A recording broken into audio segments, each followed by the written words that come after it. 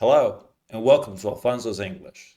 Today we're going to be practicing with Robin Hood, an adapted version, so it's very easy, very easy. So let's see. I guess you know the story, but probably, just like me, you're going to learn some things even with this book, as easy as it is. But okay, I'm going to talk about words that you might not know despite this level. I'm going to talk about grammar here and there, and I'm going to talk about pronunciation, of course, because you need to connect the words even from the very beginning. Okay? Because English works different than other languages in terms of reduction and rhythm. Okay, let's go for it. So, Robin Hood. Let's start with the name. If it was any other language, I would say O-I-U or O. Robin Hood.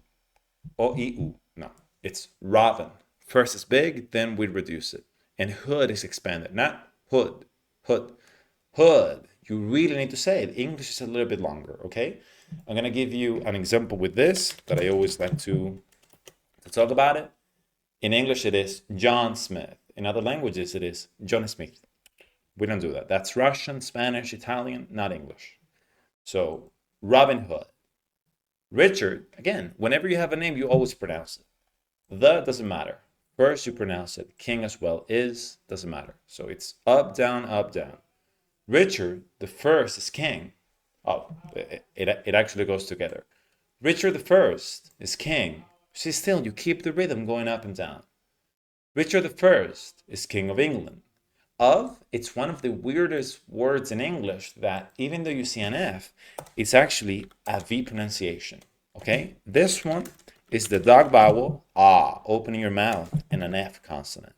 If you don't know what I'm talking about, it's something that I've already explained in a previous video, and you can buy the full course about phonetics on my Gumroad website that you can find in the description box on YouTube, or if you found the courses, you know where to find it. But okay, so this is pronounced like of. It's the up vowel, very different from the dog vowel. Ah, and this is a V, okay?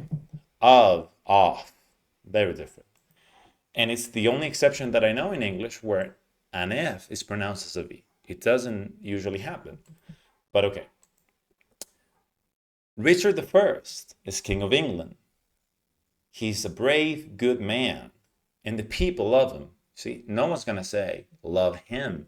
Unless I'm speaking to a child, you want to link it together and drop the H. And the people love him. They call him Richard Lionheart. And heart, even though you see a whole different spelling, is exactly the same pronunciation as, for example, as off. The word that I spoke before, this one, it's the same pronunciation. Heart, dog, mom, they're all the same. Different spelling, same pronunciation in terms of the vowel.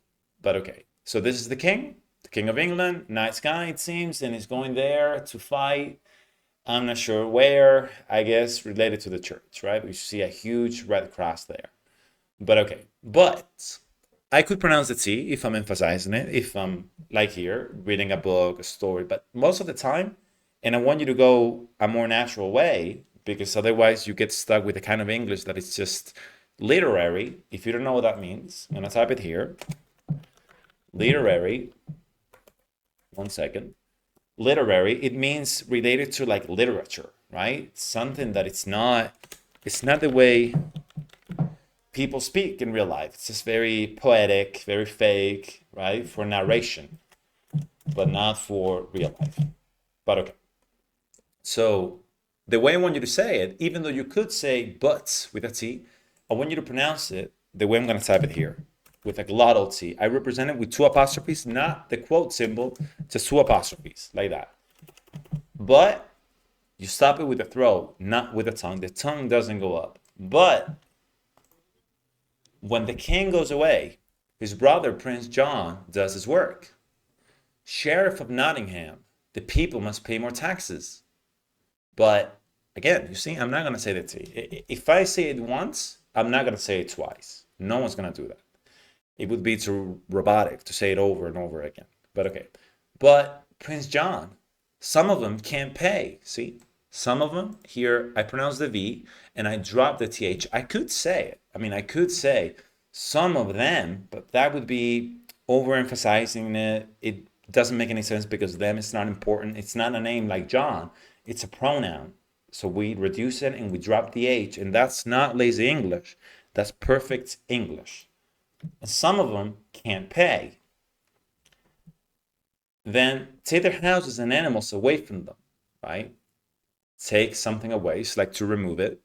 So basically to steal from people. I mean, not to steal, but just to mess up their lives by, right, taking away their houses, their animals, just a horrible person, a horrible king or someone in charge.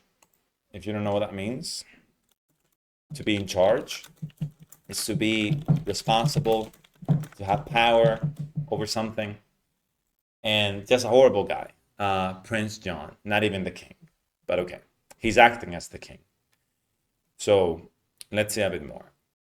Robin of Locksley lives near the town of Nottingham. He has a big house near Sherwood Forest. I actually didn't know this. I didn't know that Robin Hood was actually a prince. I thought he was just like a horrible person, a poor guy that happened to steal. And yeah, he was kind of a good guy, but I didn't know he was a prince. But I guess this is the real story. I never really got into it. But okay, anything here that could be confusing? I don't think so. Lives near the town, around, right? Close by.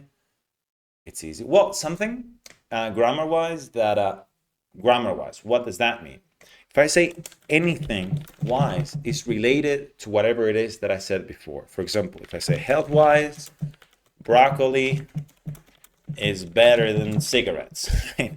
It's kind of a stupid sentence, but it means related to health. You could add a hyphen or not. It's not a big deal, but if I say, for example,